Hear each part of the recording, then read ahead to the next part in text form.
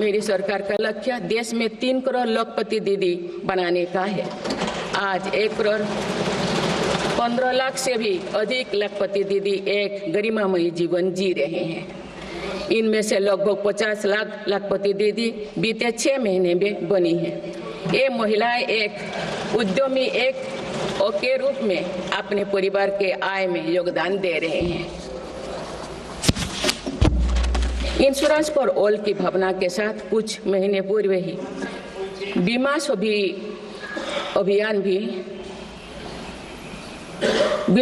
अभियान भी शुरू किया गया है। हमारे बैंकिंग और डिजी पेमेंट्स सखियां दूर दराज के इलाकों में लोगों को वित्तीय व्यवस्था से जुड़ने में महत्वपूर्ण भूमिका निभा रहे हैं।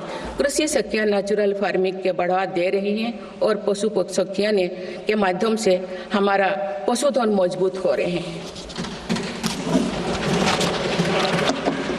ड्रोन दीदी योजना महिलाओं के आर्थिक और तकनीकी सशक्तिकरण का माध्यम बने हैं।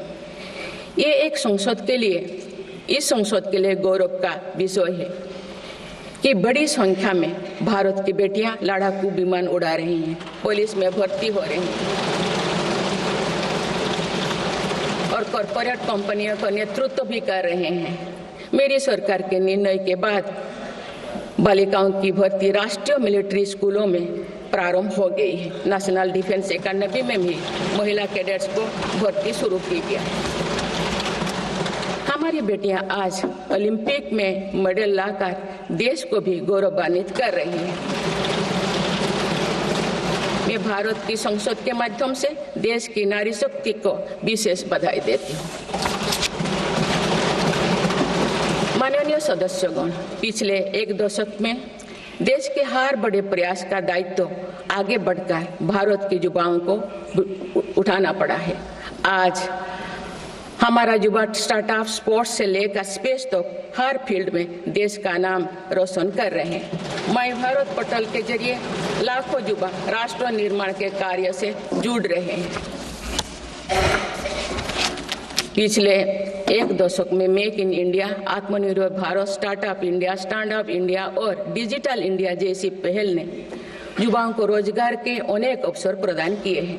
पिछले 2 वर्षों में सरकार ने रिकॉर्ड संख्या में 2 लाख स्थायी सरकारी नौकरियां प्रदान की गई।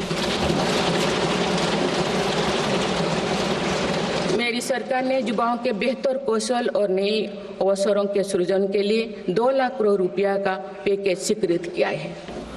1 करोड़ युवाओं के लिए इंटर्नशिप की व्यवस्था से युवाओं को ग्राउंड पर काम करने का अनुभव प्राप्त होगा।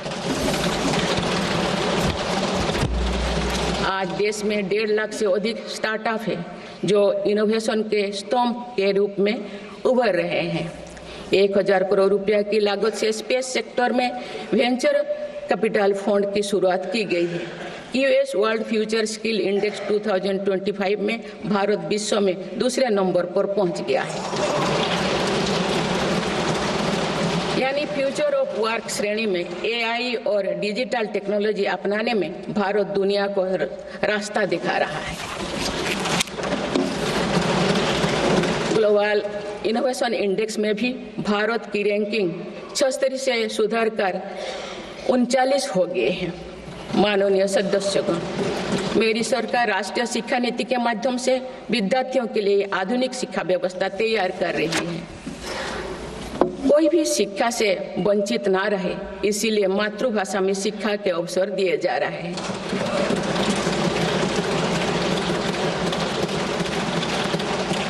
विभिन्न भर्ती परीक्षाएं 13 भारतीय भाषाएं में आयोजित कर भाषा संबंधी बाधाओं को भी दूर किया गया है। बच्चों में इनोवेशन को बढ़ावा देने के लिए 10,000 से अधिक स्कूलों में अटल टिंकरिंग लैब्स खोली गई है। ईज ऑफ डूइंग रिसर्च के लिए हाल ही में 1 नेशन 1 सब्सक्रिप्शन स्कीम लागू कर दिया है।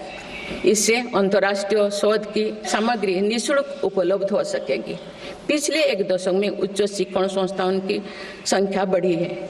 इनकी गुणवत्ता में भी व्यापक सुधार हुआ है।